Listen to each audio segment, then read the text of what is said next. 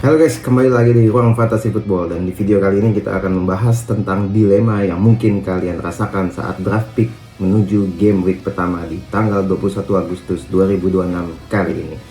Jadi di sini kita akan bahas semua pemain yang ada di setiap budgetnya dengan mungkin beberapa opsi pros dan kontra yang kalian rasakan ketika kalian ingin memilih pemain tersebut untuk masuk ke dalam draft pick awal kalian di game week pertama. Oke, tanpa basa-basi langsung aja kita mulai untuk pembahasannya. Ya, jadi mungkin kalian merasa ya udah kalau misalnya udah mulai draft pick, kalian ngerasain kalau misalnya ada beberapa banyak opsi yang sangat variatif, mengingat harga di Premier League saat ini cukup beragam dan variatif, sangat jomplang. Contohnya kalian kalau misalnya punya Haaland dan Bruno Fernandes, kalian harus mengorbankan sisi mana. Itu gue sendiri pribadi ngerasa cukup dilema ya untuk pemain-pemain mana saja yang bisa gue masukin ke dalam draft pick, karena opsinya sangat banyak, sangat variatif, dan juga ini bisa menimbulkan banyak diferensial di tim-tim kalian seperti itu. Langsung aja kita mulai pembahasan yang pertama. Yang pertama itu adalah dilema dari 3 premium pick. Jadi mungkin kalian semua juga udah sepakat ya kalau misalnya di sini kita punya 3 dilema ya untuk pemain premium pick di posisi striker, midfield, dan juga defender, yaitu Haaland, Bruno Fernandes, dan juga Gabriel. Nah, dari ketiganya ini memang musim lalu ini sangat cemerlang, wajar sekali kalau misalnya harganya sangat mahal dan bisa disebut sebagai pemain premium. Tapi apakah kita bisa untuk memasukkan mereka semua, atau mungkin harus kita pilih salah satu di antara premium pick ini? Nah, inilah yang gue bahas. Yang pertama untuk Haaland sendiri, ini dia punya posnya itu adalah selalu mencetak gol di 5 opening Premier League. Jadi kalau misalnya kalian lihat di Premier League sebelumnya, terutama 2 musim sebelumnya, itu dia selalu mencetak gol teman-teman di 5 laga pembukanya, seperti itu. Jadi apalagi untuk di musim kali ini, laga pembukanya juga salah satu yang terbaik. Hanya Manchester United di game week keempat yang sulit ya. Selebihnya itu melawan Coventry, Sunderland, Crystal Palace, dan Bournemouth menurut gue bukan jadi masalah untuk Manchester City. Tapi konsepnya di sini kalau misalnya kalian mempick Haaland, 5 gol di Premier League, opening Premier League musim 2 musim ke belakang itu adalah pada masa eranya Pep Guardiola teman-teman. Nah, kali ini di musim ini dengan datangnya pelatih baru yaitu Enzo Maresca, apakah Haaland dan juga Manchester City itu sama tajamnya seperti 2 musim sebelumnya, atau 3 atau mungkin 10 tahun ke belakang saat Pep Guardiola masuk menjadi maestro dari Manchester City, seperti itu. Jadi ada kecenderungan atau kekhawatiran dari teman-teman terutama fans Manchester City bahwasanya ini belum tentu menjadi suksesor Pep Guardiola yang sama bagusnya untuk Enzo Maresca. Ditambah lagi dengan taktik yang berbeda, lalu juga untuk pemain-pemain baru yang masuk ke dalam Manchester City, itu nggak ada jaminan teman-teman. Ada kemungkinan ya, kemungkinan kecil bahwasanya Haaland ini bisa jadi tidak terlalu produktif seperti di di tahun-tahun musim sebelumnya, seperti itu. Lalu untuk Bruno Fernandes sendiri, posnya ini tentu saja adalah tim yang stabil dan lebih solid. Kita tahu untuk tahun musim ini Manchester United melanjutkan dengan Michael Carrick, di mana di saat Januari Michael Carrick datang ke Manchester United hingga ke akhir musim kemarin itu sangat solid teman-teman. Kita semua sudah tahu skema pemainannya juga udah sama, pemain-pemainnya juga semua sudah akrab dengan skemanya Michael Carrick, khususnya Bruno Fernandes yang menjadi ujung tombak dari penyalur bola itu mungkin akan menjadi poros utama di musim ini. Even sekalipun udah kedatangan Youri Tielemans atau Andre Santos, itu nggak mengganti posisi dia sama sekali Bruno Fernandes sebagai top assist di Premier League sepanjang masa, seperti itu. Lalu konsep sendiri adalah harga yang naik sangat tinggi. Nah ini teman-teman, Bruno Fernandes itu nilainya 12 teman-teman. Dia naik sekitar 4 atau 3 juta pounds untuk sekedar assist teman-teman. Jadi kalau misalnya kalian lihat Haaland, itu dia outputnya, atau mungkin di musim lalu salah ya dengan nilai yang mirip dengan Bruno Fernandes saat ini, itu outputnya adalah gol teman-teman. Sementara Bruno itu output tertingginya adalah assist. Even assist dia mungkin bisa 2-3 kali dalam satu pertandingan, tapi tetap untuk harga 12 juta pounds, apakah itu worth it teman-teman? Dengan output utama dari Bruno Fernandes sendiri itu adalah assist, seperti itu. Even walaupun Bruno sendiri juga bisa mencetak gol karena dia juga penalty taker, tapi ya dengan harga segitu teman-teman kita harus jadi pertanyaan seperti itu. Lalu untuk Gabriel, ini untuk posnya sendiri adalah dia adalah defender dengan XG terbaik. Itu kita udah tahu ya teman-teman, Arsenal dengan set piece-nya itu sangat membahayakan. Gabriel juga salah satu ujung tombak dalam set piece. Dia juga nggak jarang untuk mencetak gol di luar dari set piece karena dia juga cukup sering membantu penyerangan. Jadi dia adalah defender yang sangat top untuk penyerangan seperti itu teman-teman. Namun cost-nya yaitu adalah harganya yang sangat mahal. Ini udah kelewat ya, soalnya kelewat banget menurut gue untuk harga 8 juta pounds hanya untuk defender, dimana ngegol ini juga jarang, sementara output dari defender tertinggi yaitu adalah defcon dan juga clean sheet seperti itu. Dan opening match juga nggak sebagus dari MU atau City ya. Mungkin di game week pertama dia ada Coventry, tapi di game week 2 dan ketiga dia ketemu Aston Villa dan City. Itu bisa jadi pertanyaan teman-teman. Dan menurut gue dari 2 game week yang akan dihadapi itu akan sulit untuk mendapatkan clean sheet seperti itu. Jadi menurut gue dari 3 premium pick ini yang memiliki cons paling besar yaitu adalah di Gabriel teman-teman.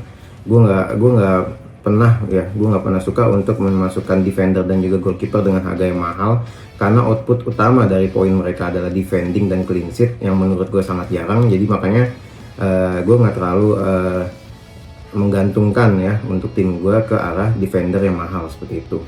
Lalu untuk premium picknya sendiri, apakah kita perlu ambil salah satu atau bisa 2? Itu nanti mungkin akan gue bahas di video selanjutnya. Gue akan bahas semua draft pick yang mengandalkan dari 3 premium pick tersebut. Cuma dari 3 ini mungkin yang bisa gue rankingkan yaitu adalah nomor 1 itu masih di Haaland teman-teman. Karena mau gimana pun dia adalah striker yang paling tajam. Kalau misalnya kalian mau gambling dengan gak masukin Haaland ya bisa juga, tapi menurut gue sangat sayang ya, apalagi di game week awal ini dengan tim atau lawan yang sangat bagus, itu cukup membantu untuk Haaland seperti itu. Sementara Bruno juga ada di posisi kedua karena ya nilainya sebenarnya nggak terlalu tinggi ya, cuman maksudnya nggak setinggi dari Salah mungkin di musim lalu yang sampai harganya 13 sampai 14. Menurut gue ya masih bisa lah. Dan nanti mungkin kalian bisa mengorbankan midfield lainnya dengan yang opsi lebih murah, dan itulah yang akan gue bahas nanti saat di video ini untuk opsi budget dari para pemainnya seperti itu. Oke, itu premium pick. Langsung gue lanjut ke goalkeeper teman-teman. Ini yang pertama gue di premium goalkeeper di sekitar 6 sampai 5,5 juta pounds. Ini ada 4 aja teman-teman, yaitu Raya, Alisson, Pickford dan juga Donnarumma. Secara pribadi gue udah ngomong kalau misalnya gue nggak suka untuk ngebeli goalkeeper dan defender yang mahal, karena emang dia hanya bergantung kepada defcon dan juga clean sheet ya teman-teman. Walaupun ya mungkin ada kemungkinan untuk assist, apalagi kalau untuk goalkeeper kan sangat tipis ya kemungkinan assist dan gol ya. Jadi menurut gue untuk opsi 6 sampai 5,5 ini akan gue skip sebenarnya. Tapi kalau misalnya kalian emang tipikal yang mau nih punya goalkeeper yang mahal, dari keempat ini gue paling saranin itu adalah Pickford teman-teman. Kenapa? Karena untuk Raya itu nilainya terlalu mahal dengan 6 juta pound sterling, walaupun beda 0,5 itu sangat berpengaruh. Kalau untuk Alisson ini gue nggak yakin apakah dia akan stay di Liverpool. Even sekalipun dia stay, dia juga punya historical cedera yang sangat sering ya teman-teman. Jadi menurut gue nggak perlu buang-buang free transfer nanti untuk mengcover cederanya Alisson. Untuk Donnarumma sendiri ini sebenarnya bagus. Menurut gue juga Donnarumma cukup bagus. Cuma balik lagi gue lihat untuk stylenya permainan dari Manchester City, dimana nanti Enzo Maresca ya apabila dia menerapkan skemanya di Chelsea ke Manchester City, menurut gue Donnarumma ini bukan dijadikan sebagai kiper untuk bertahan teman-teman, karena Maresca itu memang cara bertahannya adalah menguasai bola sebanyak mungkin. Oleh karena itu makanya kalau di musim lalu kalian lihat Robert Sanchez itu defense-nya sangat jelek, karena memang kelemahan dari taktik Enzo Maresca itu adalah serangan balik, dimana kalau misalnya hanya serangan balik yang jadi perlawanan dari taktik tersebut, maka kemungkinan besar kiper itu bisa one shot one goal teman-teman. Itu jadi makanya gue nggak terlalu expect Donnarumma akan bagus, nggak akan banyak save ya seperti itu, walaupun dia adalah salah satu kiper terbaik di dunia saat ini. Makanya gue mengandalkan atau menyarankan kalian Pickford itu karena dari segi defending kita tahu Everton cukup baik teman-teman, dan Pickford itu adalah kiper terbaik Inggris. Kalian juga udah sering lihat untuk cuplikan-cuplikan gimana save-nya dia even dia itu nggak clean sheet teman-teman, dia punya point save yang sangat tinggi kayak gitu. Jadi kalau misalnya kalian mau goalkeeper yang mahal ya menurut gua, ketimbang kalian ngambil dari 3 yang lain, mending ambil Pickford kayak gitu. Lalu untuk opsi yang 5 juta pound sterling, nah ini yang gua sarankan kepada kalian ya, untuk ambil salah satu dari 6 pemain ini kayak gitu. Nah untuk Robert Sanchez itu untuk game week pertamanya ya cukup baik, tapi ya nggak terlalu bagus ya, karena ada Arsenal di tengahnya nanti ya. Lalu juga kita tahu Sanchez musim lalu juga nggak terlalu bagus dan angin-anginan, kadang baik kadang bagus, kadang baik kadang buruk. Jadi mungkin kalian bisa mempertimbangkan ke opsi yang lain, karena juga untuk run game weeknya juga nggak terlalu bagus ya teman-teman. Hanya Hull City menurut gue yang paling relatable untuk dia kemungkinan clean sheet seperti itu. Lalu untuk ini Dean Henderson itu menurut gue juga cukup bagus. Dia juga salah satu kiper nomor 2 terbaik setelah Pickford, save-nya juga cukup banyak. Tapi baik lagi ini dia Crystal Palace dia udah kehilangan Oliver Glasner. Gue nggak tahu untuk pelatih barunya apakah bisa menerapkan defending terbaik Crystal Palace seperti musim-musim sebelumnya. Apalagi di game kedua dia akan melawan City, jadi mungkin nggak perlu untuk ke Dean Henderson seperti itu. Nah ini yang ketiga itu Sena Lamens, Manchester United, kiper utama hanya dengan nilai 5 juta pound sterling. Menurut gue sangat worth it teman-teman. Untuk run dari 5 game week juga sangat bagus. Even dia nanti game week keempat akan melawan City, kalian bisa menggantinya dengan opsi kiper cadangan kalian kayak gitu.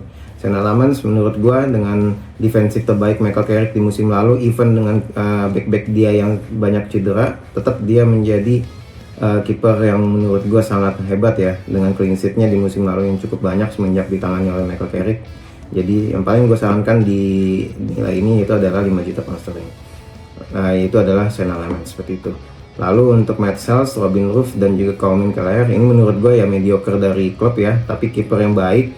Kalau misalnya kalian emang mau sebagai cadangannya itu is okay aja. Dan kalau misalnya gue disuruh pilih ya tentu yang akan gue pilih itu adalah mungkin ya between Robin Ruff atau Kelleher. Tapi kalau gue lihat berdasarkan dari run-nya, menurut gue lebih baik kalian masukin Kelleher. Karena apa?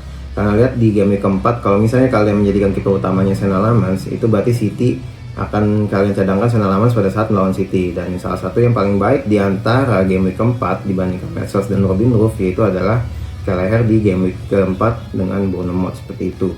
Dia juga punya catatan save yang cukup tinggi, jadi menurut gua bisa juga kalian jadikan kiper cadangan kalau misalnya kalian mau punya kiper yang sama-sama nilainya 5 juta pound sterling di tim kalian. Nah itu cuma kalau misalnya gue pribadi sebenarnya lebih prefer untuk kiper cadangan, yaitu adalah nilai di 4,5 juta pound sterling seperti itu. Itu opsinya ada Petrovic, Verbruggen dan juga ini Bernd Leno ya teman-teman. Itu kalau bisa kita lihat itu dari antara ketiganya itu sama-sama punya 5 game week opening yang sangat sulit ya.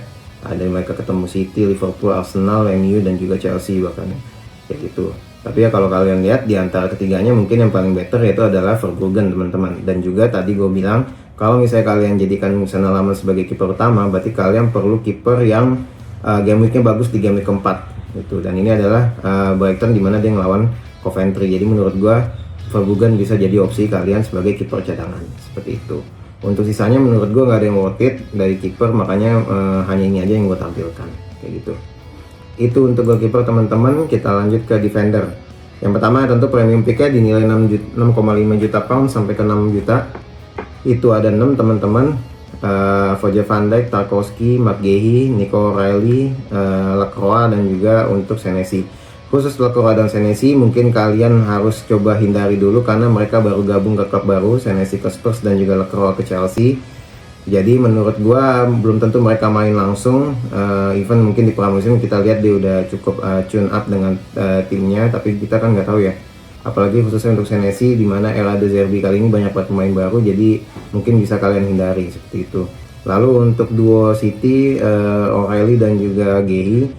Khusus untuk O'Reilly, walaupun musim lalu sangat brilian, dia juga punya attacking threat yang cukup tinggi, tapi di musim ini dia punya menit bermain yang berisiko ya teman-teman. Kenapa gue bilang berisiko? Karena untuk di musim kali ini Josko Gvardiol sudah cukup fit kayak gitu. Jadi ya mungkin kalau misalnya Maresca lebih memilih antara O'Reilly atau Gvardiol, kayaknya untuk dari pemikiran gue mungkin dia akan lebih memilih ke Gvardiol, dimana defendingnya yang lebih baik ketimbang Nico O'Reilly. Seperti itu teman-teman. Lalu kalau misalnya kalian pilih premium pick di antara dari semuanya, Tarkowski juga sebenarnya cukup baik, tapi dengan nilai 6 juta pound sterling untuk defender sekelas Everton menurut gue nggak worth it, dan makanya mending sekalian tambahin 0,5 untuk Virgil van Dijk teman-teman. Kalau kalian memang mau ngambil premium defender seperti itu. Kenapa? Dari runningnya juga cukup baik. Virgil van Dijk juga di sini dia nggak punya ini pak teman-teman, challenge ya untuk posisi dia, jadi dia pasti memiliki menit lumayan yang paling banyak di antara mereka semua yang ada di sini, seperti itu. Cuma baik lagi, kalau untuk gua nggak terlalu menyarankan untuk mengambil defender yang terlalu mahal kayak gitu. Opsi selanjutnya yang agak murahan lagi itu 5,5 juta pounds. Ini ada 6 juga, Calafiori, Reece James, Gvardiol yang tadi mungkin sebagai challengingnya dari Nico O'Reilly, Pedro Porro, Munoz, dan juga Milo Kerkez. Dari ke-6 ini menurut gua yang paling worth it yaitu adalah Milo Kerkez teman-teman. Kenapa gue bilang Kerkez? Musim lalu dia cukup buruk ya teman-teman dengan Liverpool, tapi kali ini catatan utama dari Kerkez adalah dia kembali bereuni dengan Andoni Iraola, pelatih dia atau manajer atau head coach dia yang membawa namanya bersinar bersama Bournemouth seperti itu. Dengan skemanya Andoni Iraola apabila diterapkan dari Bournemouth ke Liverpool, maka Kerkez gue jamin akan menjadi kunci utama di defendingnya Liverpool musim ini teman-teman. Kayak gitu, apalagi di posisi dia udah nggak ada Andrew Robertson yang udah cabut ke Tottenham, jadi dia cukup jadi kunci ya, jadi menit pemainnya cukup secure. Jadi gue saranin untuk mengambil Kerkez apalagi dengan 5 game week yang cukup baik seperti itu. Mungkin opsi lainnya yang bisa kalian ambil di nilai ini ya lebih ke Gvardiol ya teman-teman, karena tadi gue bilang O'Reilly dan Gvardiol menurut gue akan lebih diandalkan Gvardiol, tapi ya ada risiko juga, siapa tahu juga O'Reilly yang lebih dipilih. Ya tapi untuk pramusim kali ini kan Gvardiol lebih duluan masuk daripada O'Reilly, karena O'Reilly masih ada libur Piala Dunia. Jadi menurut gue Gvardiol bisa lah untuk 5 game week awal seperti itu. Kalau untuk Calafiori, Reece James, dan juga Pedro Porro, kalau untuk Calafiori ini gue khawatirnya pertama menit pemainnya nggak secure, yang kedua game week awalnya juga nggak terlalu baik teman-teman, seperti itu. Karena Calafiori dia juga ada challenge dari Hincapié di posisi yang sama, walaupun mungkin dengan cederanya Saliba Hincapié bisa dijadikan ke CB teman-teman, tapi ada kekhawatiran untuk dia nggak main full 90 menit. Untuk Reece James juga sama, karena dia sangat amat rentan cedera dan nggak terlalu bagus juga ya, ada Arsenal juga di 5 game week awalnya, jadi ya nggak terlalu perlu kalian untuk masukkan picknya. Pedro Porro sama seperti Tottenham Hotspur lainnya yang gue nggak tahu dia akan masuk skemanya seperti apa di Roberto De Zerbi, jadi mending di skip dahulu. Lalu untuk Munoz ini juga karena pelatih baru, dengan gue nggak tahu defendernya apakah sama masih baik seperti zamannya Glasner, jadi ya menurut gue juga di skip. Ini untuk opsi yang 5 juta pound sterling, ini opsi yang paling gue favoritkan karena nilainya murah dan juga pemain-pemainnya juga cukup bagus teman-teman.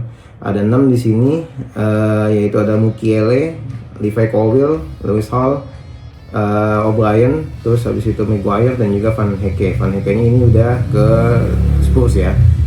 Oke, langsung aja, mungkin kalian juga udah dengan pembahasan lain ya, pasti Van Hecke kita coret. Lalu untuk lainnya sebenarnya cukup bagus, tapi untuk O'Brien opsi yang inilah, dan menurut gue yang paling gue favoritkan itu Harry Maguire, sama seperti Sena Lamans dengan nilai 5 juta pound sterling. Harry Maguire apalagi dia juga salah satu defender utama, nggak ada challengingnya untuk menit bermain dia, jadi juga sangat worth it dengan 5 game week pertamanya. Menurut gue ini cukup bagus untuk dimasukkan ke dalam starting line up kalian. Yang kedua mungkin Levi Colwill dengan nilai 5 juta pound sterling. Menurut gue dia juga jadi utama di Chelsea ya teman-teman. Nah ini cuman dia ada risiko cedera, tapi selama musim kemarin cukup fit, jadi menurut gue dia cukup baik untuk dimasukkan ke dalam formasi kayak gitu. Untuk Mukiele sendiri gue juga cukup impresif di musim lalu, dia punya attacking trait yang cukup baik bersama Sunderland, apalagi di 2 game week awalnya dia cukup baik, menurut gue layak banget untuk dimasukkan. Lalu untuk selanjutnya Lewis Hall mungkin ya. Lewis Hall even di game week pertamanya agak nggak bagus dengan Liverpool, apalagi juga sekarang Newcastle banyak banget kehilangan pemain-pemain kuncinya seperti Bruno Guimaraes dan Anthony Gordon. Menurut gua agak risiko ya untuk Lewis Hall, tapi dengan nilai segini cukup baik lah kalau misalnya kalian mau masukin Lewis Hall, apalagi di running 5 game pertamanya masih cukup bagus, khususnya di Hull City di game 5 seperti itu. Lalu untuk defender yang nilainya lebih murah lagi, ini ada 6 juga, Ezi Konsa, itu Base, Joel Hato, habis itu ada ini Kadioglu dan lain sebagainya teman-teman ya. Nah, menurut gua untuk nilai 4,5 juta pound sterling ini yang paling worth it. Menurut gue ini Mitchell ini menurut gue untuk Crystal Palace sama lah ya, jadi jangan terlalu diandalkan Crystal Palace. Nah ini Kayode untuk nilai segini dengan runningnya ya, menurut gue di sini paling worth it itu adalah Kayode karena dia lebih secure menit pemainnya teman-teman. Untuk sisanya Joel Hato itu nggak terlalu secure menit pemainnya karena dia banyak challenging di posisinya. Kadioglu menurut gue kesulitannya adalah 5 game week awal dia harus ketemu Chelsea dan Arsenal. Untuk Konsa ini ya sebenarnya Konsa cukup baik, dia juga punya attacking threat yang cukup baik. Tapi untuk Aston Villa di musim ini gue nggak terlalu favoritkan, apalagi dia banyak kehilangan pemain inti. Tapi it's okay kalau misalnya kalian masih mau memasukkan Konsa. Jadi menurut gue antara Kayode dan Konsa bisa jadikan defending untuk mengisi sisanya kalian tadi nilainya yang dari 5 atau dari premium picknya seperti itu. Itu tadi untuk defender teman-teman. Nah sekarang untuk midfield dilema. Pertama untuk premiumnya. Nah di sini untuk premiumnya sendiri jomplang ya, dari Bruno Fernandes yang nilainya 12 juta pounds ini langsung ke 9,5 kayak gitu. Nah untuk 9,5 antara Bukayo Saka dan Palmer, ya tentu gue akan memilih Palmer ya. Bukan karena apa-apa, cuman untuk Bukayo Saka sendiri ini game weeknya yang nggak terlalu bagus. Dan juga gue nggak selalu suka sama Saka karena dia selalu sering banyak cedera di 2 musim bahkan 3 musim belakang. Even pernah dia untuk di 5 game week awal aja dia langsung cedera di game week pertama teman-teman, kayak gitu yang agak gue nggak suka dari Bukayo Saka. Makanya mungkin kalau misalnya di antara pilih Bukayo Saka atau Palmer, gue akan lebih memilih Palmer kayak gitu. Sebenarnya Palmer juga ada ancaman cederanya juga, tapi untuk selama pramusim kemarin dia cukup fit. Dan juga untuk running di 5 game week awalnya juga cukup baik teman-teman. Tapi untuk Bukayo Saka dan Palmer, gue saranin kalian ambil kalau misalnya kalian nggak ngepick Bruno Fernandes teman-teman. Karena kalau kalian ngepick Bruno Fernandes lalu ambil Saka atau Palmer, itu kalian langsung jomplang di midfield selanjutnya. Atau bahkan kalian harus merelakan defender kalian mengambil di opsi 5 ke bawah kayak gitu. Jadi menurut gue nanti ini nggak perlu diambil di antara 2 ini kalau kalian pick Bruno Fernandes. Yang paling relatable untuk pickannya itu adalah Antoine Semenyo dan juga Bryan Mbeumo. Sama seperti kita ngepick Bruno Fernandes dan Haaland dengan 5 game week awal yang cukup baik. Khusus untuk Antoine Semenyo ini yang menjadi catatan terbaiknya adalah dia nggak punya challenging di posisi dia teman-teman. Even posisi saat ini kan ada Savinho, dan menurut gue Savinho ada rumor mau pindah juga, walaupun juga ada pembantahan dari Maresca kalau dia akan memainkan Savinho. Tapi tetap Semenyo dia bisa ditaruh di posisi kanan, dia bisa taruh di posisi kiri. Even Savinho masuk pun dia bisa dipindahkan ke kiri seperti itu teman-teman. Dengan nilai 8 memang agak sedikit mahal, tapi menurutku sangat worth it untuk sekelas Antoine Semenyo. Sementara untuk Bryan Mbeumo, ini yang paling gue catatan terbaik yang menurut gue suka dari Bryan Mbeumo itu adalah even dia di sini sebagai midfield, tapi Michael Carrick sepertinya slightly dia akan menaruh Bryan Mbeumo sebagai striker teman-teman. Bayangin kalian punya midfield, tapi dia sebenarnya posisinya striker dan itu adalah jadi target man. Maka menurut gue Mbeumo ini cukup worth it untuk kalian masukkan ke dalam posisi kalian. Begitu pula Matheus Cunha, cuman Matheus Cunha sedikit di bawah dari Mbeumo karena dia menit pemainnya yang nggak terlalu secure teman-teman. Dia posisi asli di sayap kiri, dimana sekarang MU udah mempertahankan Rashford. Jadi menurut gue ada challenging di Matheus Cunha, walaupun nanti Matheus Cunha pun akan ditaruh di posisi central forward, yang dimana juga posisi utamanya itu sebenarnya ke Bryan Mbeumo di musim ini kayak gitu. Lalu opsi lain mungkin gue Morgan Gibbs White. Gue nggak meremehkan Nottingham Forest, tapi untuk nilai 8 juta pound sekelas Nottingham Forest di mana dia akan menghadapi Liverpool dan Aston Villa di 5 game week awalnya, menurut gue nggak bisa kalian jadikan opsi ya. Apalagi dengan opsi yang mahal ini, mending kalian ambil Semenyo atau duo dari antara Bryan Mbeumo atau Matheus Cunha seperti itu. Lalu untuk nilai yang agak murahnya lagi, ini lebih ke arah defending ya, defending sampai ke central midfield. Itu ada Declan Rice, Phil Foden, Szoboszlai, Enzo Fernandez, Florian Wirtz, dan juga untuk Morgan Rogers kayak gitu. Khusus untuk Declan Rice, menurut gue dia bukan jadi attacking midfield, dengan defconnya juga nggak terlalu bagus sebenarnya teman-teman. Tapi baik lagi opsi utama dari Declan Rice itu adalah set piece-nya teman-teman. Jadi mungkin kalau misalnya kalian emang fans Arsenal atau mungkin yang sangat pede dengan Declan Rice, boleh juga sebenarnya dimasukkan, tapi dengan nilai 7,5 gue akan skip dia.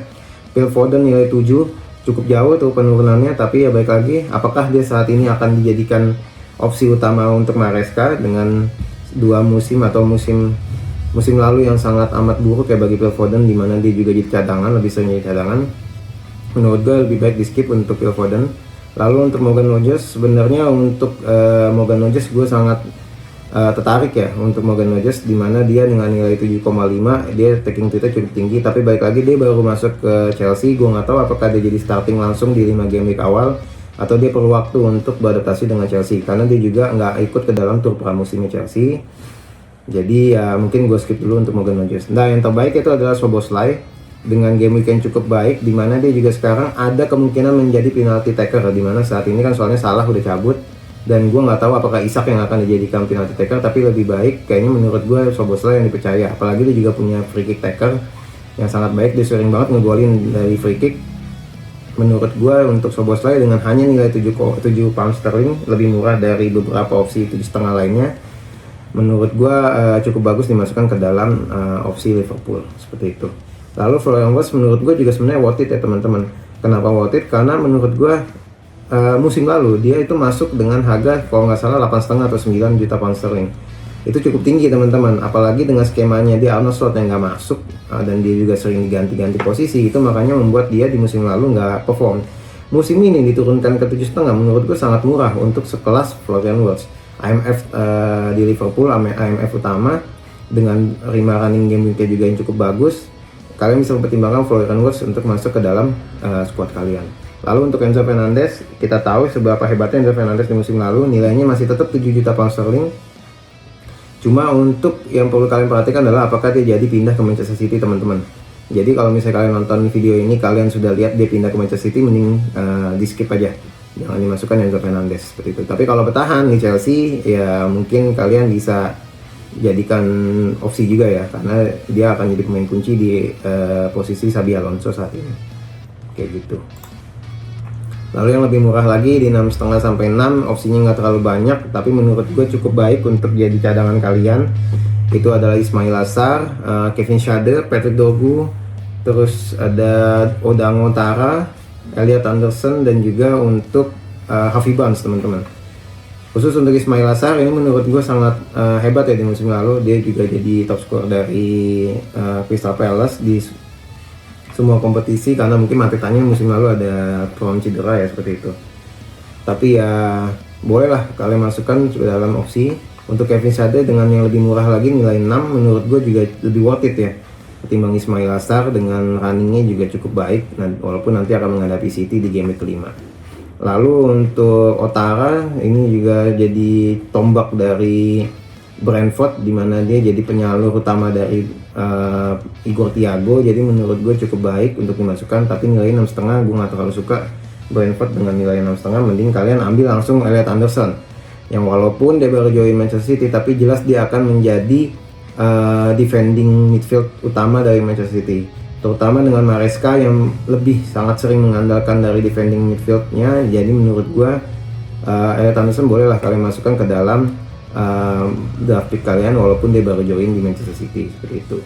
Harvey Barnes, Gordon pindah, dia pasti jadi utama, tapi gue tetap nge-skip untuk Newcastle kali ini, karena menurut gue akan ada turbulensi di awal untuk pergantian pelatih yang nggak dari awal sebelum pramusim, tapi di pertengahan pramusim. Jadi akan menurut gue lebih baik dan lebih bijak untuk di-skip. Untuk Patrick Dorgu, nah ini yang cukup membingungkan ya, dia masuknya ke midfield soalnya.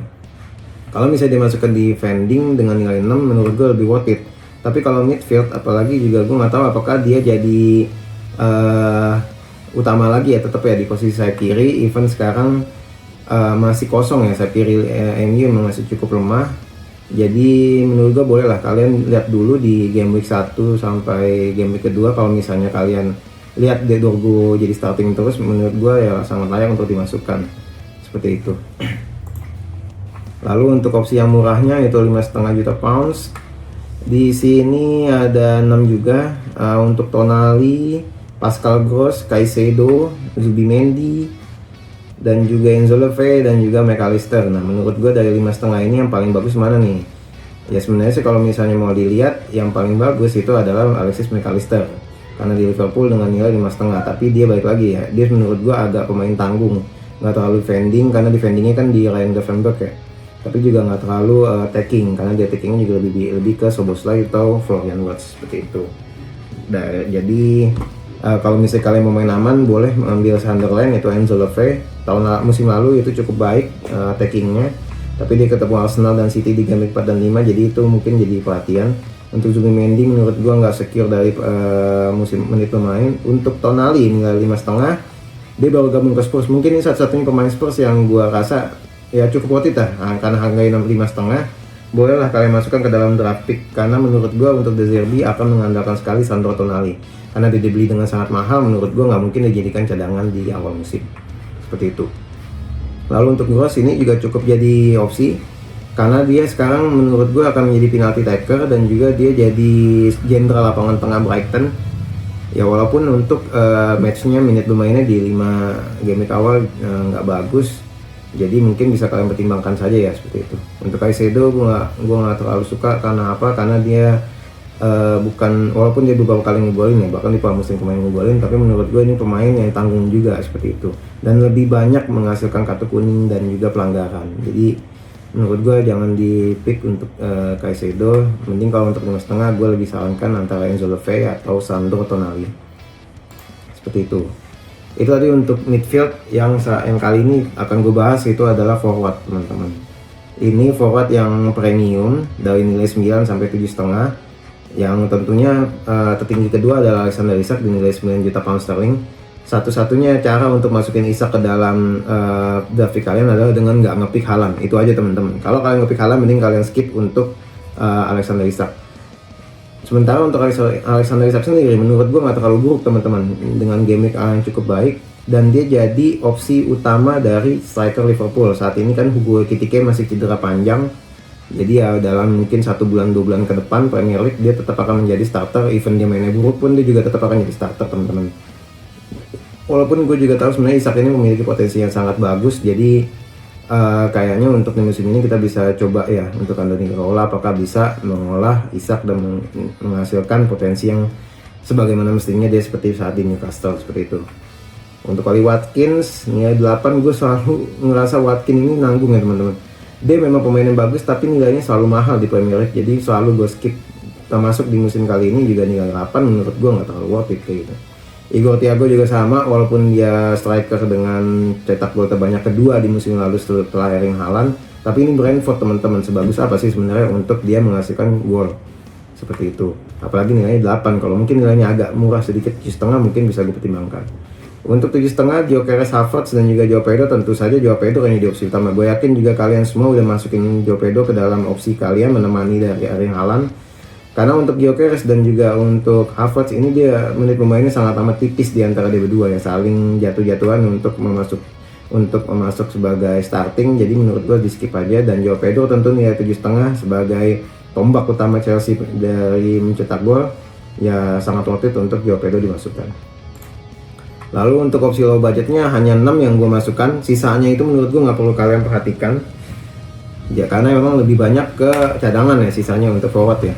Jadi dari 6 itu adalah Mateta nilainya 6,5, lalu Wisa 6, lalu Igor Jesus, ini sorry bukan 8 tapi 6, lalu Calvert-Lewin 6 juga, Brian Bobby 6, dan juga di sini Georginio Rutter ya teman-teman. Kalau untuk Rutter nilainya 5,5, itu paling murah di 5,5. Jadi menurut gue juga worth it kalau misalnya kalian masukkan sebagai cadangan.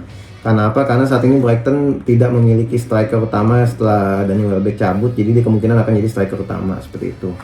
Kalau untuk opsi yang 6 tentu saja gue lebih mengandalkan Dominic Calvert-Lewin, di mana Leeds United dengan dia sangat amat hebat di musim lalu menghindari degradasi, dia juga penalty taker, jadi nilai 6 sangat worth it untuk dimasukkan ke dalam squad. Kalau mau lebih mahal sedikit di 6,5 Mateta lah yang paling bagus di low budget ya, seperti itu teman-teman. Jadi kalian bisa pilih sesuai dengan sisa budget kalian. Menurut gue kalian picknya nanti belakangan aja untuk striker ketiga. Nanti kalau misalnya udah ketahuan low budgetnya berapa, nah bisa kalian pilih berdasarkan sisa budget tersebut kayak gitu. Itu aja teman-teman. Jadi memang cukup banyak ya opsi-opsinya, tapi ya baik lagi sebenarnya kalau untuk di 5 game week awal menurut gue yang paling kalian harus lihat yaitu adalah dari segi 5 fixture difficulty ratingnya teman-teman. Dan tadi udah gue bahas semua beberapa pemain atau tim yang harus kalian hindari dan juga mungkin yang harus kalian jadikan concern, ditambah plus juga gue coba untuk bahas sedikit tentang gimana kondisi tim dia seperti itu teman-teman. Nextnya mungkin akan gue bikin video tentang draft pick untuk premium pick teman-teman. Jadi di video berikutnya gue coba akan buat draft pick, kita memasukkan 3 premium pick sekaligus antara Haaland, Bruno Fernandes dan juga Gabriel, atau mungkin hanya 2 premium pick dan atau mungkin hanya 1 premium pick seperti itu teman-teman. Jadi kalian punya gambaran besar nih siapa yang akan kalian masukkan dan juga gimana strategi kalian, dan juga termasuk untuk penggunaan chip tergantung dari draft di game week pertama kalian seperti itu. Itu aja dari gue, jangan lupa like dan juga subscribe karena itu akan membantu gue untuk bikin gue semangat untuk membuat konten-konten Premier League lainnya. See you on the next video.